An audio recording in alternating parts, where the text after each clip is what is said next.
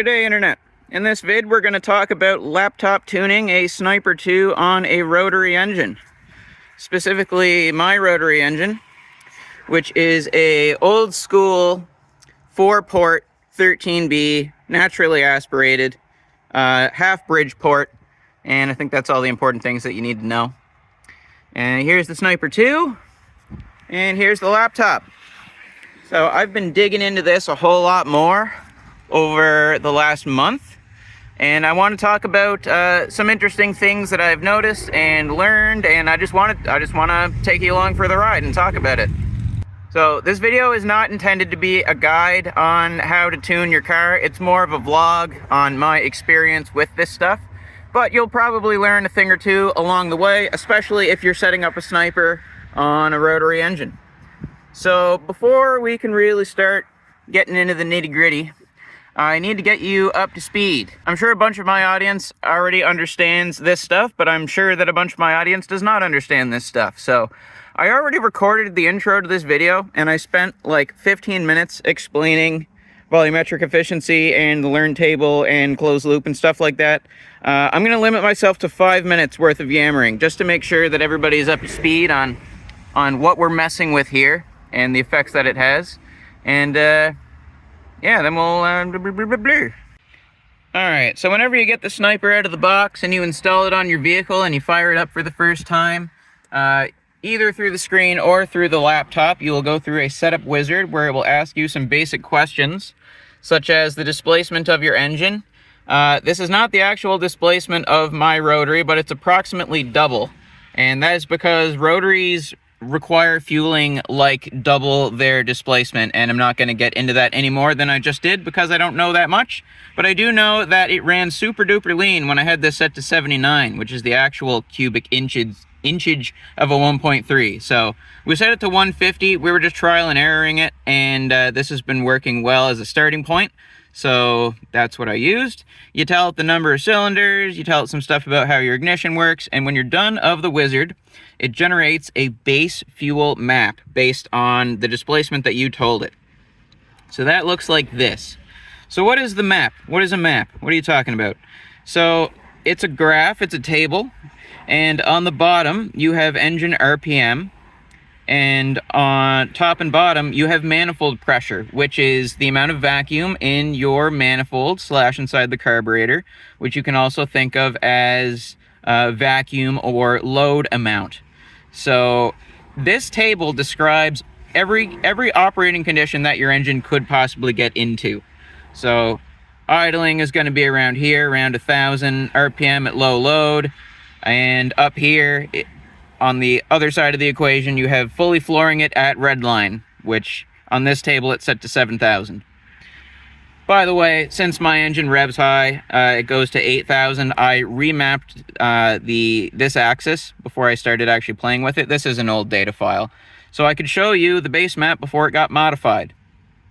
So what do you mean got modified? One core function of how the Sniper works is it modifies the base fuel table as you drive, as it learns based on feedback from the O2 sensor that it has hooked up. So I've got an O2 sensor after my collected header, and it tells the ECU how accurate this is at all parts of the graph in all driving conditions, scenarios.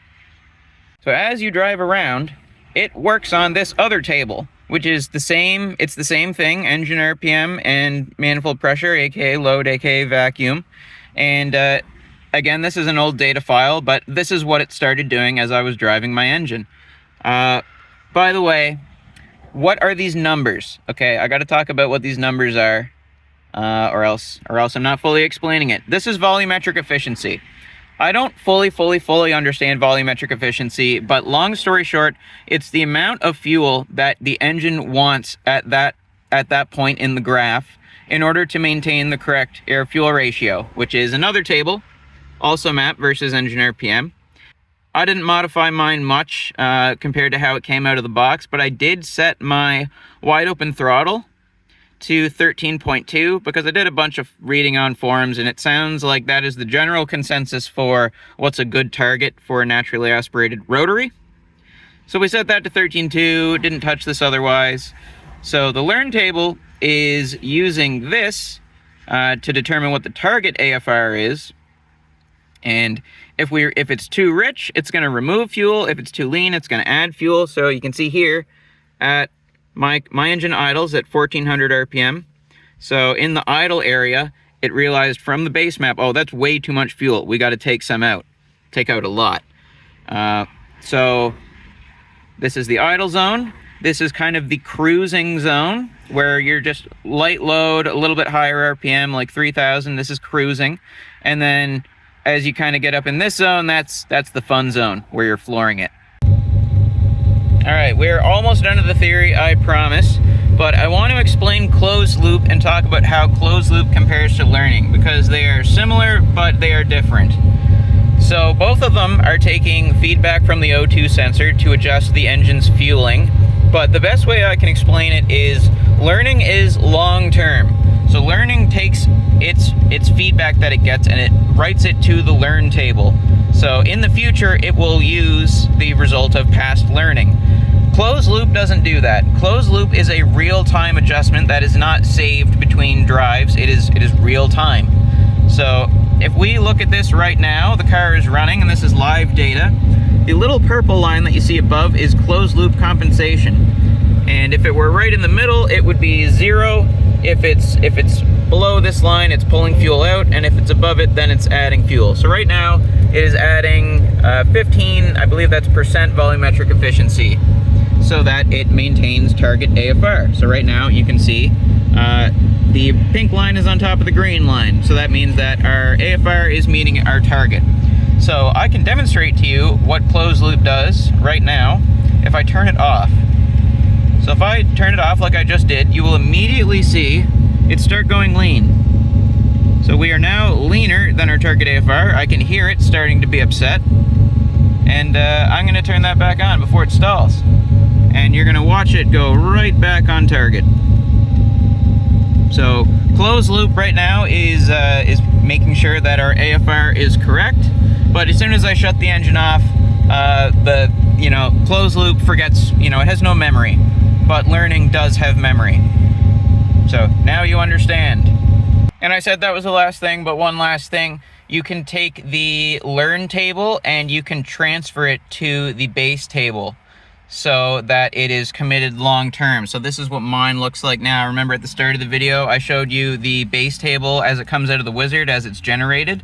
It's all nice and consistent and flowy. Well, this is what my fueling table looks like now for my engine specifically. So you can see my updated x-axis down here goes from 900 to 8250, if it'll focus, to make sure that it has a cell for all of my RPM. Whenever I first started playing with this, it only went to 7,000 and I was revving into 8. What happens in that scenario when you rev past what there's a cell for, I don't know, but I modified that.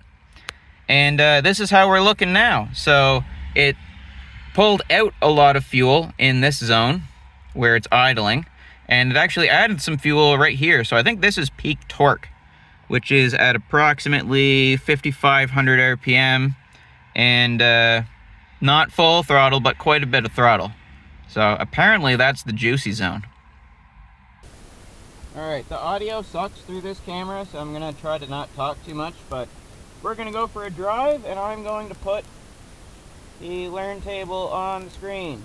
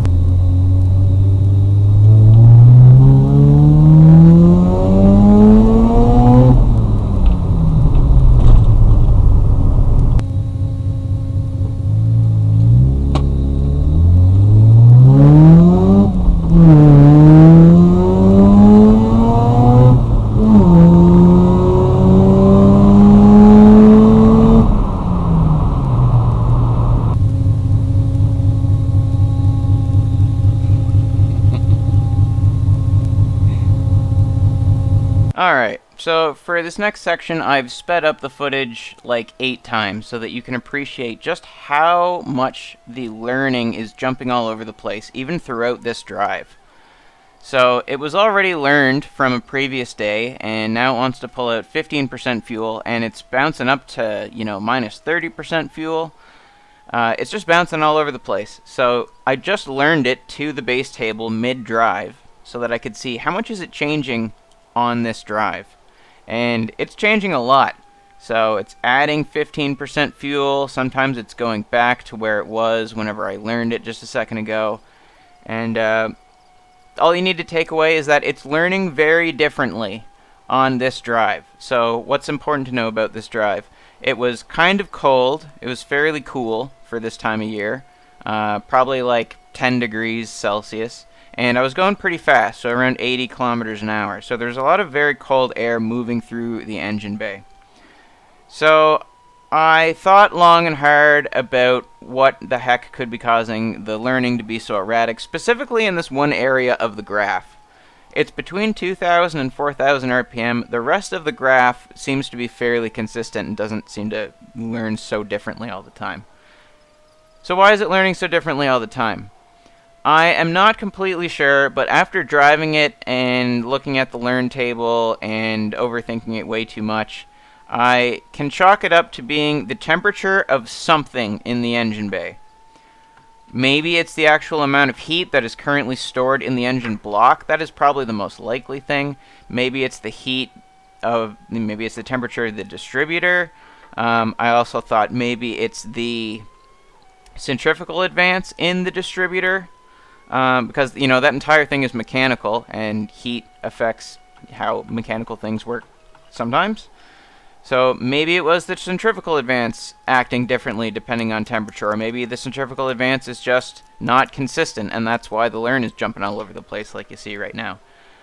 So ever since I learned that my engine is very particular whenever it comes to temperatures and how much fuel it wants, I made sure that anything that I learned to the base table from this point on came from a driving session where it was in that heat range. So basically that means on a relatively warm day, not super cold, not super hot, take it out for a drive and, stop in traffic for a little bit, let it sit and warm up. And not just warm up the engine and the coolant in the engine, but warm up the entire engine bay. Get the whole thing at equilibrium. So I guess that's the right term for it. Once the engine bay was at heat equilibrium, that is at the point at which it will learn consistently, even in that area. All right, so now that we have learned that especially this section of the graph changes a lot based on slight changes in temperature of the engine, and the intake manifold temperature and just temperatures in general is what I'm blaming. Now that I know that, I waited until it was in the right temperature zone for everything, and then we learned it again. We learned the whole graph, so I did some lugging to get this area filled in. It's not going to feel good, but it needs to learn how to address the situation.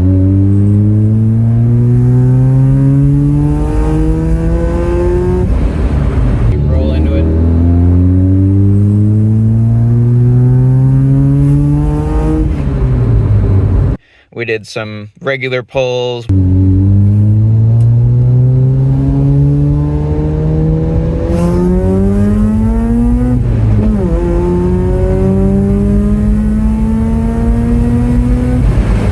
We also did some light throttle, high RPM, which feels really weird.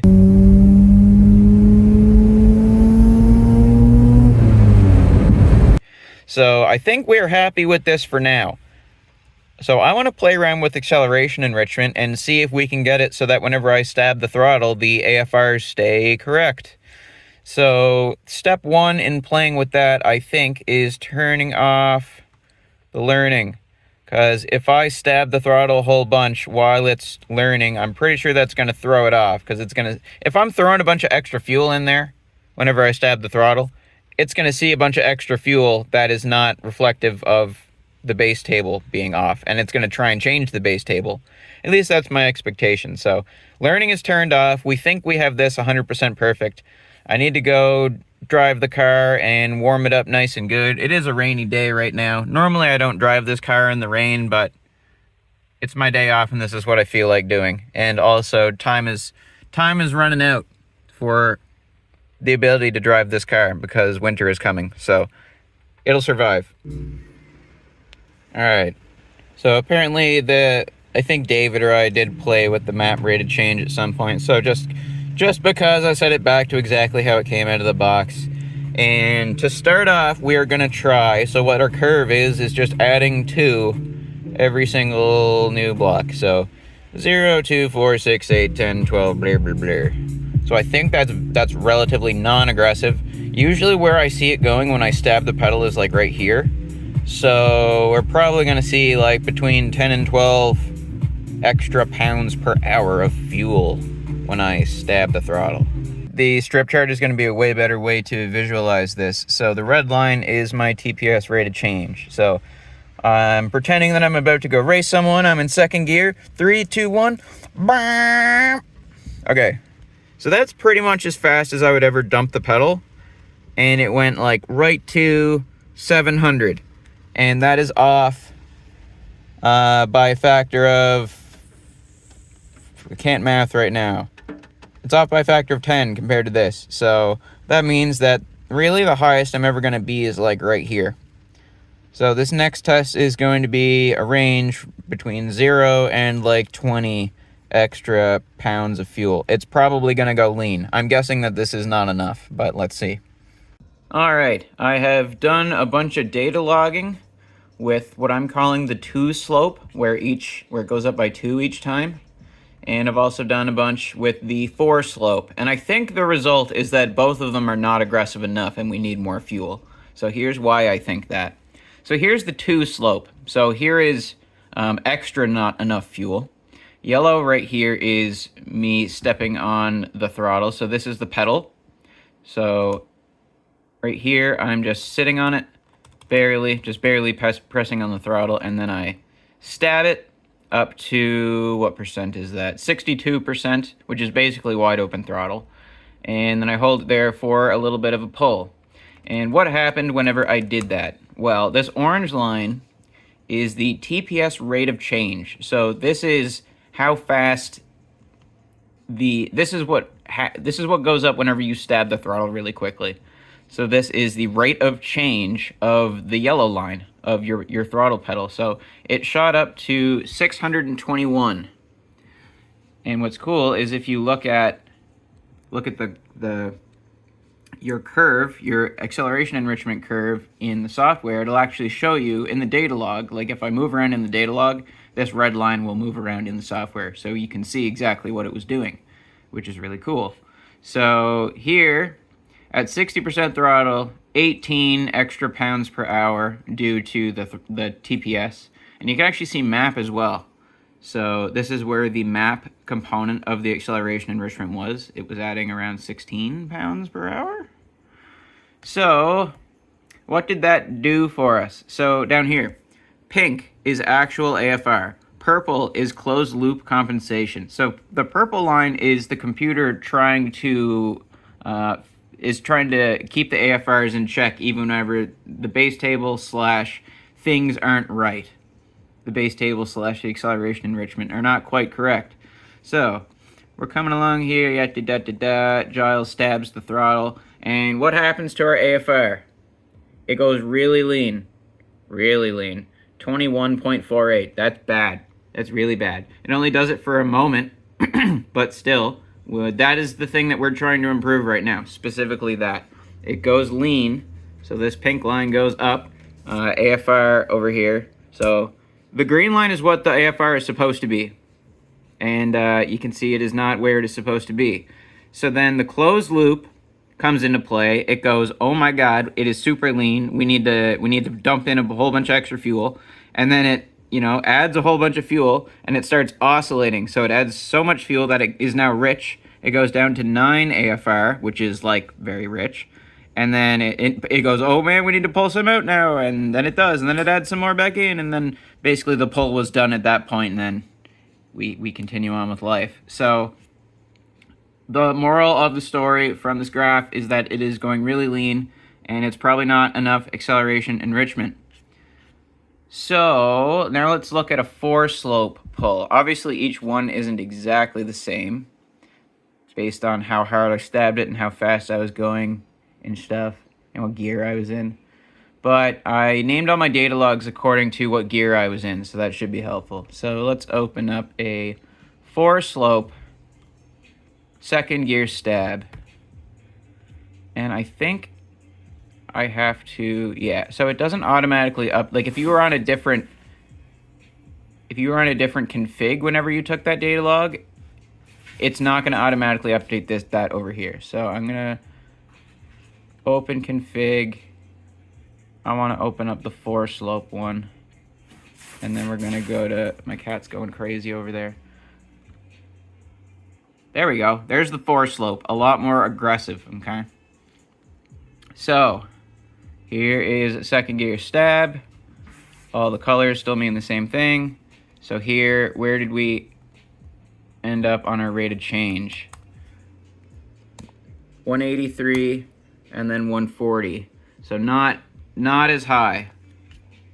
So we only made it to about there, where last time we made it to about there. So keep that in mind. We didn't stab it as hard this time. And what happened?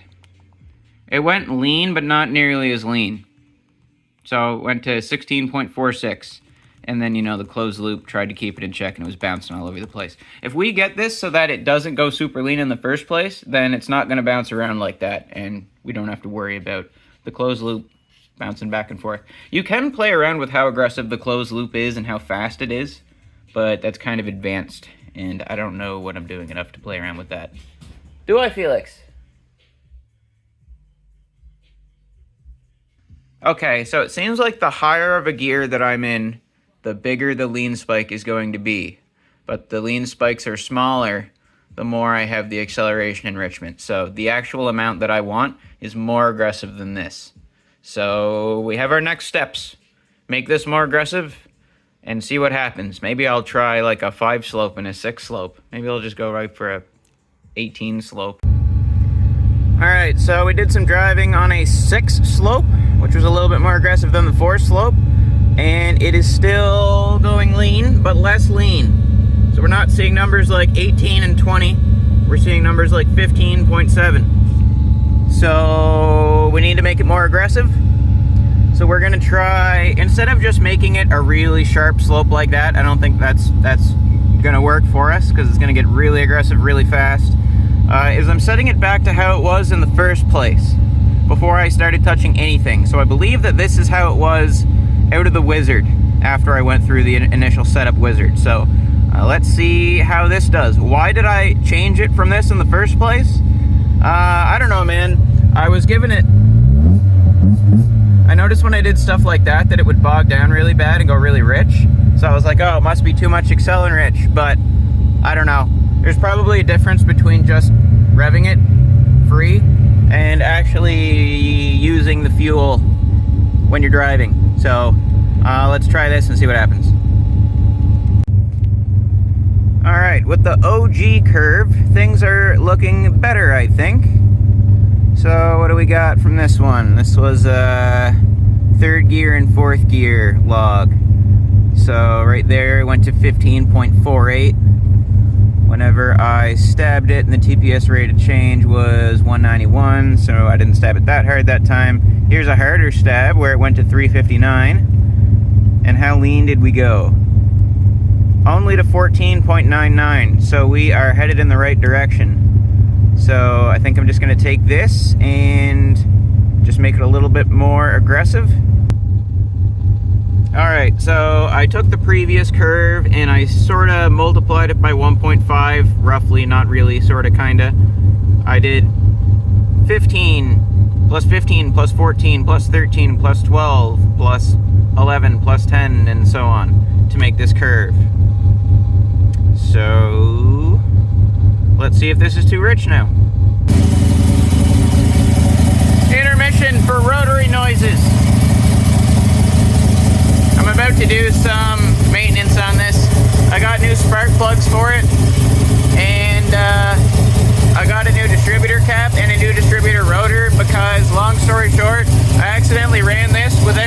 clipped on when I was leaving the car show, and I kind of screwed this up, so I want to make sure that that's good whenever I'm doing tuning. And yeah, listen to the rotary noises.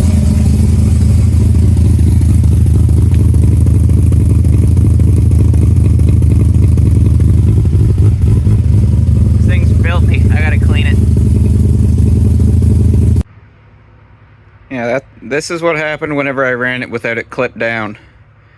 Probably not gonna affect much, but I'm not gonna try and expect this thing to run properly whenever I know that this is wrong. So it's a cheap thing to replace. Easiest thing to swap ever. Pull all the wires off of it, put them in the same spots, slap it down, bing bada boom. And we got a new rotor for it as well, which is also incredibly easy to replace. Watch, I'll do it live.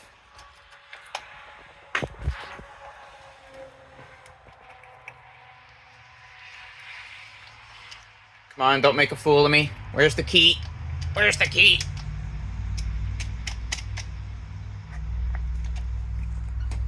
Upgraded.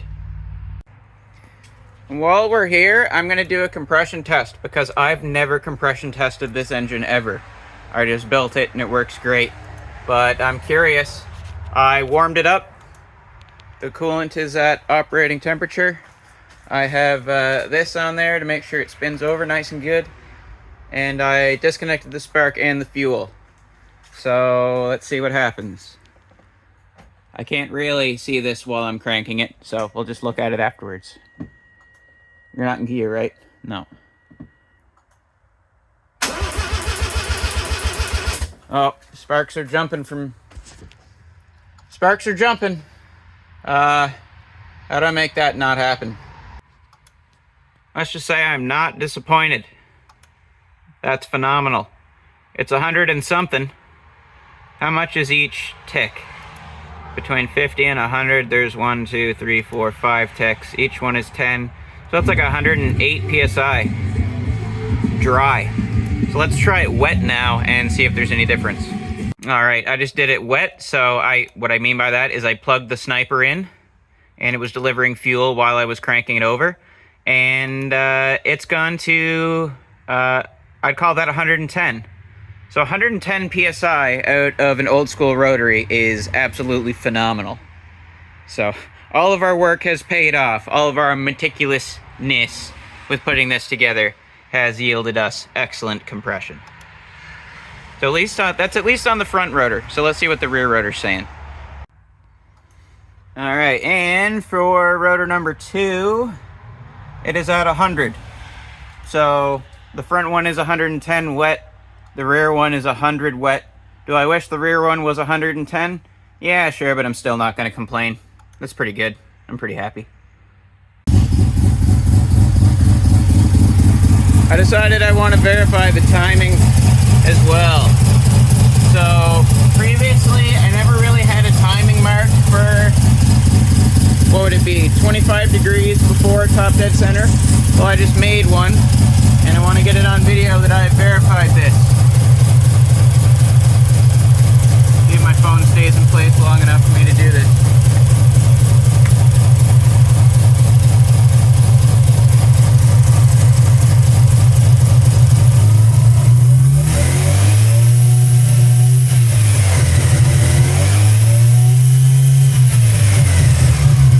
Alright, that was leading.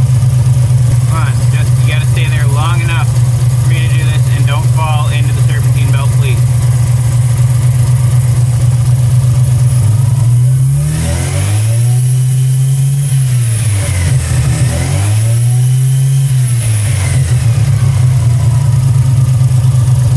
Alright, so that's about a 4-degree split. Oh, head you upside down. I was aiming for 5. Let's see if we can get 5. Alright, we have done the Adjustamante on the pot. That does the vacuum advance. What do we got now?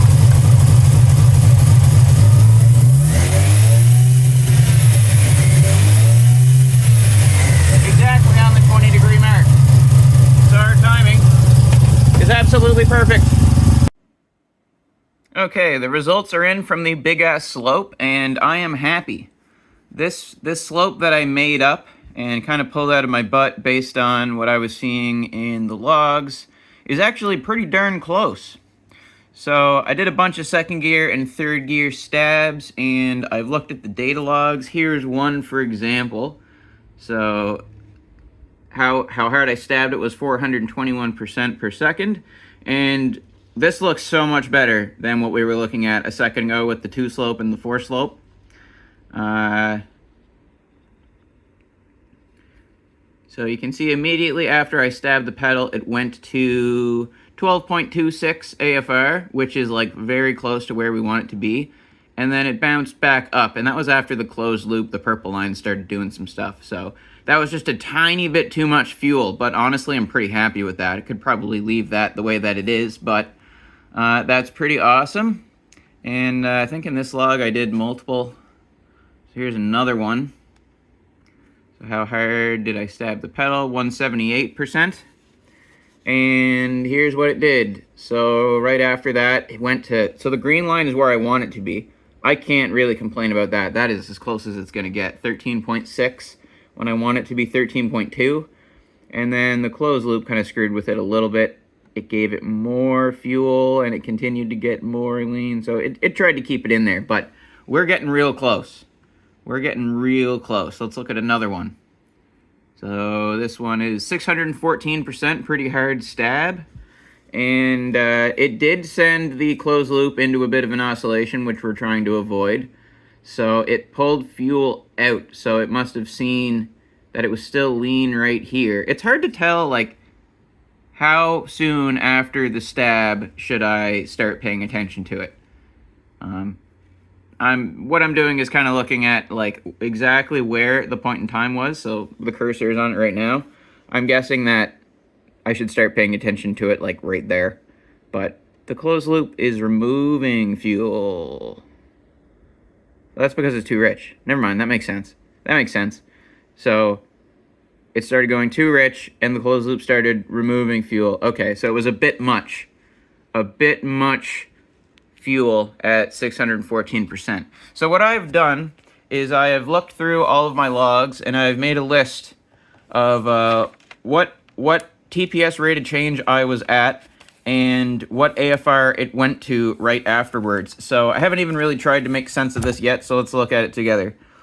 Generally, so like low numbers like 178 and 195, it's going kind of lean, like 14.5, 15.8, that's pretty lean, and 13.64, that's almost perfect. And then on higher numbers like 614, it's adding too much fuel, just by a bit, but we probably can improve it.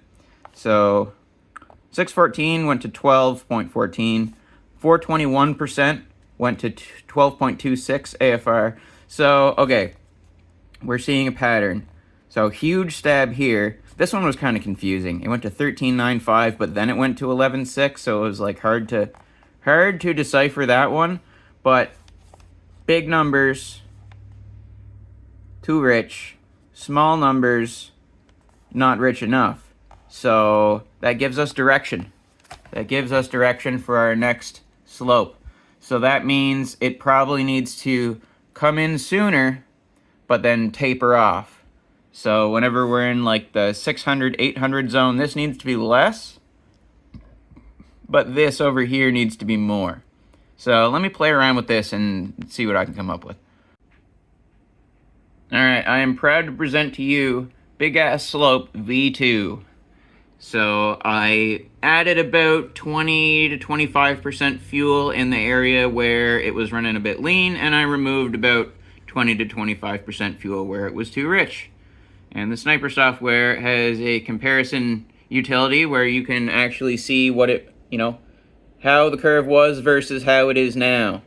So red is I'm removing fuel, and blue is I am adding fuel. So if we set this to show us the difference in percentage, it's kind of backwards because I'm comparing it to Big Ass Slope V1, but 23% added fuel and 22% removed fuel up here. So let's go for a drive, see how that does. Alright, so I ran a couple of errands and it is now at the right temperature. So I said that you need to turn the learn table off for acceleration enrichment. That is true, but I've been learning it again because I changed the timing, like we talked about the other day. And I actually changed the timing back. I think 25 was too aggressive. It started doing some weird hiccupy things. So I set it back to like 22 degrees. And also we put new spark plugs in it. So right now it is adding 20% more fuel to the idle compared to how it was before. So that's interesting. So I think the new spark plugs did something. But in our problem area right here, we are seeing like 1 to 2% change, which is basically no change. So I'm going to disable learning and let's go take some logs.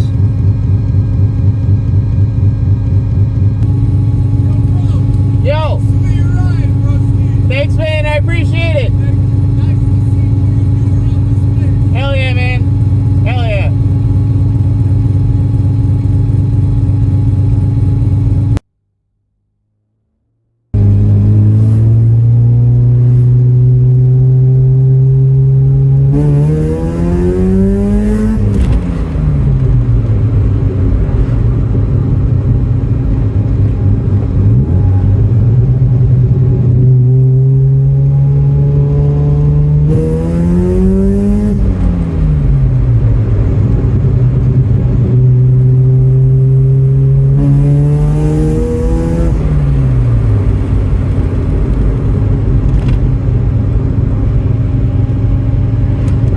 Couple more in the same log.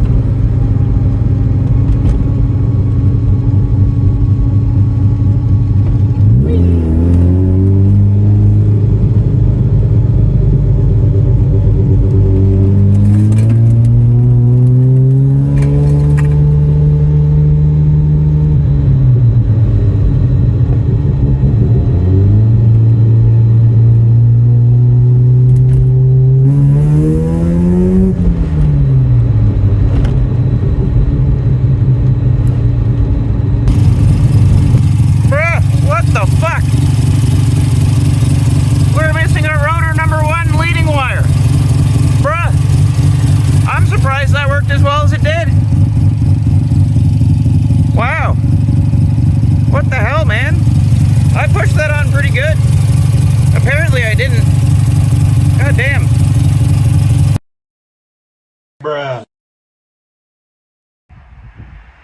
I bet you $1 million that's why it added 20% extra fuel at idle all of a sudden.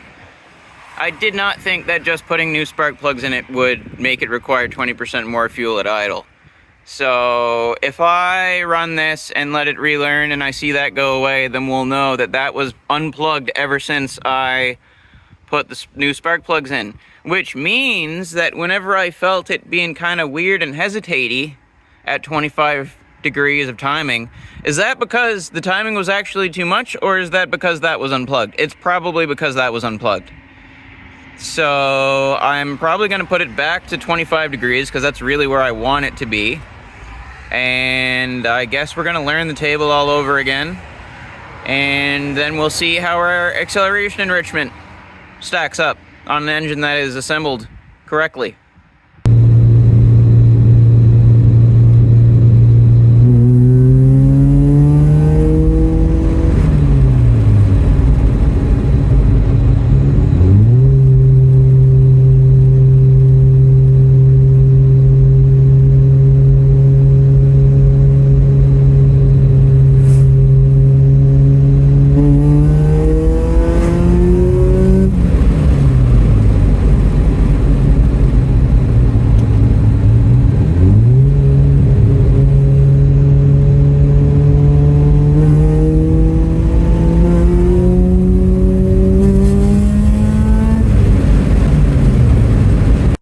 It is time to review more logs.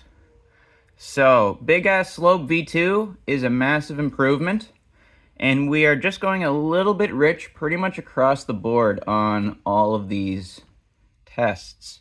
So let's look at this one. How rich did it go? 10.96. Let's look at the next one. How rich did it go? 11.83. By the way, the target is 13. I said earlier in this video it was 13.2. I've been screwing with things this entire time, which is not good, but I'm just kind of playing around and learning as I go. So if this takes absolutely forever, I don't really care. So I did modify the target AF ratio table, and I gave it a couple more steps. So I made the transitions between cells less aggressive. And that is because I clicked this button up here. I wish that I knew that hitting that button would bring you to basically the PDF that explains everything about the software. It's taking forever to load right now. There it goes. So I didn't realize that there was a document explaining all of this stuff. I was just kind of guessing. So anyway, I read a bunch of that stuff, and they mentioned multiple times, don't have super sharp transitions between your cells in the target AF ratio table. And this is still kind of sharp-ish, but between the cells, it's 0.25 of a difference maximum-ish, instead of what it was before, which was, I'm pretty sure it just went 14 straight to 13. It was 13.2 at the time. But anyway, we messed with that. Back on track. So here, the target is 13, and it went to 11.83, so just a little rich. And if we keep going, here's another one. It went to 11.02, so it's off by about two, between 11 and 13. And I've taken so between this file and a couple other files where I was doing data logging, I took the results and I put them into a text document. So this is just a slightly better version of what I was doing last time with my pen and paper, but I'm putting it into VS Code this time because I'm a programmer. So let's just quickly go through these. So what did I note down? What the TPS was at the beginning and the end. So I want to pay attention to that. What the rate of change was, that's important. The gear, the RPM, and the AFR immediately after the stab, and then what it does afterwards. But this is the most important thing. So, rich by 2 at 486, rich by 1.17 at 126, at 172, off by basically 2, off by 2.5 at 169, nice. Off by 114 at 686. This one, the closed loop was kind of doing some weird things right before I hit it, so let's just ignore that one. Off only by 1 at 116, and off by 1 at 126. So we're just going a little bit rich. I could honestly leave it the way that it is right now, but I'm having fun learning about this stuff and optimizing things, so we're going to strive for even better. So if you go under acceleration enrichment, and you look at this table right here. So this table is a modifier on top of the acceleration enrichment amount based on where the pedal is. So my foot not on the pedal at all is down here. Just sitting on the pedal a little bit is like right there. So if you notice in my notes, TPS 7, like starting at 7, starting at 9, starting at 8, starting at 10, 10, 14, 9, 11. So that's normally where I have my foot whenever I go and accelerate quickly. So I have modified this because I have an idea on how to make things a little bit better. Let me show you how it was in the first place. So here in the comparison tool, you see this is what I've done now, and that's how it was in the first place. So I've alluded to this a couple times in this video, but the Sniper is humongous for a 13B rotary, especially naturally aspirated. It is a really big throttle body for how much air and fuel my engine actually needs at full throttle. So the result of that is that when I go to about 50 to 55% throttle, it's essentially wide open throttle. If I go from 50 to 100, absolutely nothing changes because the engine is already satisfied with how much air and fuel it's getting. It's not restricted. So I took 60% of 53 and I made that approximately the point at which it is 100%. and I made it stop doing anything. So I took what was 100 and I now made it 53, which is essentially my wide open throttle amount. And I also turned this down a little bit. So it used to be at 250% at zero throttle. I brought it down to 200 because if you remember me talking about how when you're giving it free revs, sometimes I like to go wham bam bam because I'm a dork and it's fun to do. So my idea was to bring this down to 200 so that from 0 TPS it's not quite as aggressive. And what I may do after we gain some more data is I may take this and bring it down, because I want it to not bog down whenever I just rev it. That's essentially it. So this next run of tuning, or this next run of doing data logs, I'm going to modify this and leave the curve exactly the way it is. So I want to see what this does. Let's see if it, so why do I think this? Well, it makes sense based on the fact that my 100% is actually 50 or 55%. So it mentally makes sense, but also if you look at this, let's focus on where I stabbed it from a lower TPS percent. So from 7, and you also have to, really I started at 7% TPS and it was at 486% rate of change. So 486 went fairly rich, it went 2 points too rich. Now let's look at something similar to 486. Okay, 686, also really up there. It's a very fast stab. This time, I was at 10 TPS instead of 7, and it only went to 1.14 points too rich. So, if we have it less aggressive when we are lower down in the pedal, is that going to make it more accurate? Let's find out.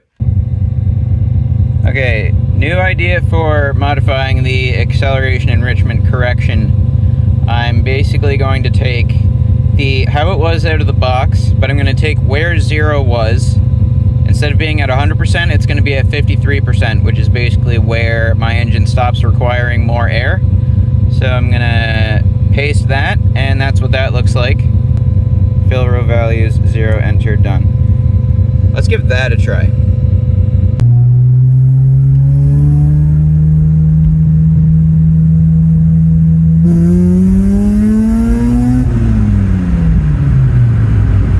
Okay, so what we just tried was not the play. We took out way too much fuel, which is not surprising, because previously it was at 250% correction and I brought it down to 133 on what we just tried, and it's lean all across the board, like quite considerably lean, which is not surprising. I don't know what I was thinking. So we know what too far looks like now. So instead of bringing it from 250 to 133, we're going to bring it from 250 to 200. That sounds like more of a reasonable amount of change. So what it used to be is in yellow, and what it is now is blue. So I've brought it down, made it a tiny bit less of an aggressive slope. So there's not quite as much of a difference between 0 TPS and 20 TPS. Well, it's still basically the same. And in the very extreme end of the TPS, I had to make it kind of taper off, or else it would just run into 0, which again probably wouldn't matter that much. So we're gonna give this a try and see how that does. All right, some quick pit stop analysis. We're back to being a little bit rich, which is good. It's definitely an improvement from before we messed with the correction, except on, I guess this is a pretty massive stab where it was relatively fine. It was already rich, but it went a tiny bit more rich. So that's fine, but I'm noticing on where we have massive stabs, like right here, where it went to 821% change per second, it went fairly lean. And that I did stab it. I went really hard. I went all the way up to 85% throttle, which is more than I normally do. So I think what I want to do is take the regular acceleration enrichment curve. I want to make it taper off a little bit less over here in that 800 to 1,000 area. basically I should probably continue the curve that it's following in the beginning and not taper off quite as much. And also on the correction, I'm going to take this curve. It's not really a curve, it's a line. It's a slope is the right term. I'm going to take it from 200 and I'm going to bring it down to like 180. I'm going to take the whole thing, drop it down a little bit more. Okay, so what did we do? This used to be 200, it's now 185, and I just kind of dropped the rest of the curve along with it. It's the same slope. And for the actual enrichment amount, the way that the software visualizes this is kind of crappy. There's no way to adjust this x-axis over here, so it doesn't look like it changed very much, but just look at the numbers, okay? It now tapers off less as we get up into the faster stab area. Okay, so the results are in from that set of changes. This log is me stabbing it a whole ridiculous amount. So here's the entire log. It's just me going for a drive and stabbing it over and over again. So the first one, it went really rich, surprisingly rich, given everything that I see here. So, okay, went rich that time. Here, that's like perfect. It went down to 12 and then bounced up to 14.6. I consider that to be like pretty much what we're aiming for. So what was that at? From 25% throttle to 66% throttle and pretty low rate of change, 134, okay. There was just a tiny little bump. I think, yeah, this was me rev matching. So on a rev match where I open and then close the throttle, I guess close it a little bit, but not all the way, it goes kind of rich. Which coincides with what I've seen free revving the engine so far. It seems like whenever you like give it throttle and then let off really quick, it's expecting to use that fuel in a second, and then you don't because you've let off the throttle. So I think that's kind of to be expected because you're telling it to go and then telling it to not go all of a sudden. I just wish there was a way to improve the fact that if I look at the very end of this log, I did a free rev. I went rum bum bum, and here's what it did. So on the first press of the pedal, it was looking pretty good, pretty much on AFR. But then on the next stab, it went a little bit more rich, and then on the next stab, it went so rich that it's not even on the graph anymore. So that's not a big deal. It really only affects when I'm free revving the engine or rev matching. So like, let's say I'm in neutral and I want to bring the revs up to 5,000 really quick. I would go wham, and then try and catch it with the clutch. That's another scenario where that matters. But what's more important is it having the proper fueling when I actually floor it and want to go fast. So where were we? Doesn't really matter. All that matters is that we're looking at a whole bunch of different results. So here went down to 11.42. Again, it's pretty much perfect. I don't know how much more I'm going to be able to improve that, because it seems like right after the acceleration enrichment, it'll go rich and then a tiny bit lean and then kind of figure itself out. So I think if we get it to bounce down to like 12, that's pretty much perfect. This was a little bit of a pull. And it went lean that time. Not by a lot, but it was lean by enough that it looks like the closed loop is trying to do something about it. It's hard to tell, is this because the base table was a little bit off and that's what the closed loop is trying to fix? Or is the closed loop trying to fix the fact that the acceleration enrichment didn't add enough fuel? I think that part of the graph right there is telling us the result of the acceleration enrichment. And, well, I can't complain about that. Okay, that's target AFR, but what's actual AFR? If you could just do that all the time, be within 0.02 of AF ratio point, that would just be sweet. So this looks like it was either perfect or too lean. It's hard to tell. It's hard to tell. Let me know what you think in the comments below. This one here, rich. That one went pretty much perfect. This one went pretty much perfect. This one went tiny bit rich, but it's not too bad.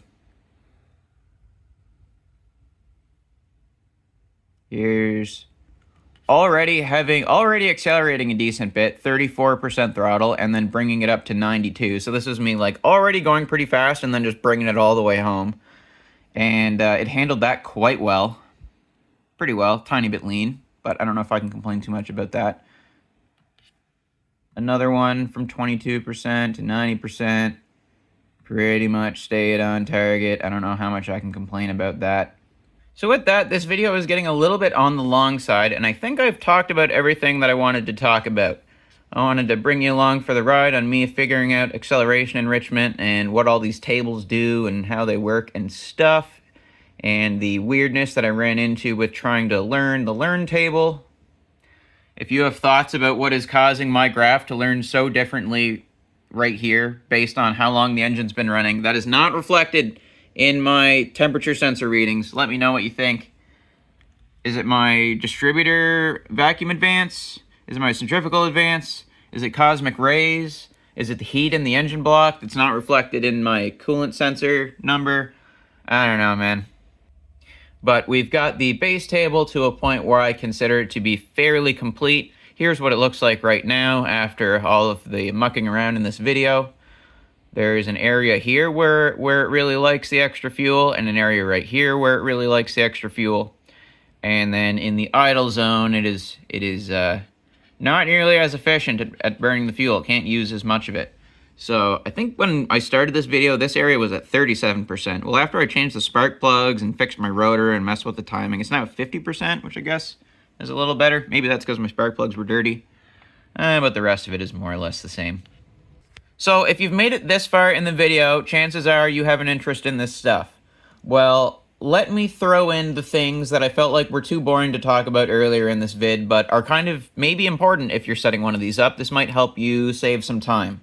First thing, if you notice that your learning and closed loop is turning on and off erratically, it's supposed to turn on and off a little bit.